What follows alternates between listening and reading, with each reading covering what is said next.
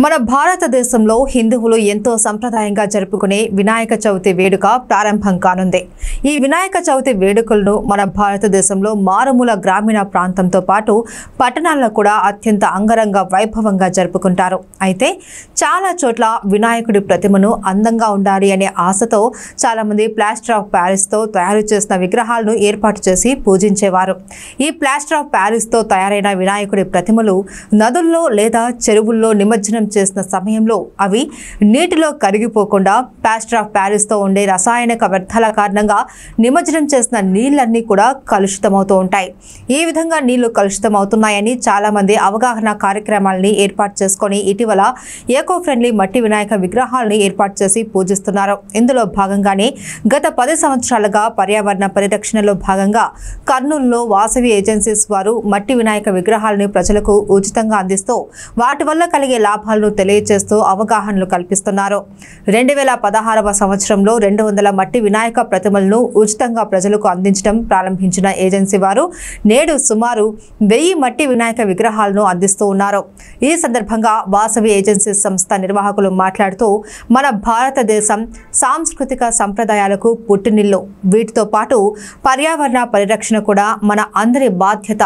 మనకు ప్రాణవాయువు అయినటువంటి గాలి, నిప్పు, నీరు వంటివి కలుషితం కాకుండా కాపాడుకోవడం మన అందరి బాధ్యత అని, ఇందులో భాగంగానే తమ వంతు పర్యావరణ పరిరక్షణలో భాగంగా ఈ విధంగా వినాయక చవితి సందర్భంగా ప్రతి ఏడాది ఉచితంగా మట్టి వినాయక విగ్రహాలను అందిస్తున్నామని తెలిపారు. ప్రతి ఒక్కరూ కూడా వినాయక చవితిని మట్టి వినాయక విగ్రహాలను ఏర్పాటు చేసుకుని పూజించే ఆ భగవంతుని కృపకు పాత్రలు కావాలి అని కోరారు వారు. అందరికీ వినాయక చవితి శుభాకాంక్షలు. వినాయక చవితి సందర్భంగా ప్రతి ఒక్కరూ ఇంట్లో వినాయకుడి విగ్రహం పెట్టుకొని పూజిస్తారు. ప్రతి ఒక్క హిందూ బంధువులందరూ కూడా అలాగే వీధుల్లో కూడా ఈ వినాయక విగ్రహాలను పెట్టి పూజిస్తారు. అందువలన మేము పర్యావరణంలో ఒక భాగంగా ప్రతి సంవత్సరం అంటే గత 10 సంవత్సరాల నుంచి కూడా మేము మట్టి వినాయక విగ్రహాలను పంచుతున్నానండి. 200 నెంబర్లతో స్టార్ట్ చేశాను. తర్వాత ఇప్పుడు మేము 1000 సంఖ్యను ఇస్తున్నామండి. దాదాపుగా మనము 10 సంవత్సరాల నుంచి వినాయక విగ్రహాలను మట్టి విగ్రహాలను పర్యావరణంలో ఒక భాగంగా మనము ఇస్తున్నాము.